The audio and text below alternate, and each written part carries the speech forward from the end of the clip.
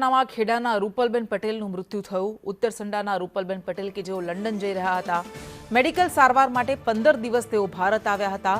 રૂપલબેન ઉત્તર સંડામાં ભાઈના ઘરે રોકાયા હતા। 3 બાળકો સાથે છેલ્લા 15 વર્ષથી તેઓ લંડન રહે છે।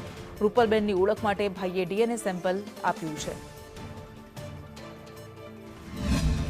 આજરોજ એની ફ્લાઇટનો ટાઈમ 1:10 હતો અને હું એમને સવારે ત્યાં ડ્રોપ કરવા ગયો હતો અને ત્યાંથી પરત આવીને હું હજુ ઘરે બેઠો છું ને મને આવા સમાચાર મળતા હું પાછો ત્યાં ગયો હતો અને ત્યાં મને ત્યાંથી જાણકારી મળી કે બધાને સિવિલમાં લઈ જવામાં આવ્યા છે। એટલે અમે બધા પરિવારજનો બધા ત્યાં સિવિલમાં ગયા।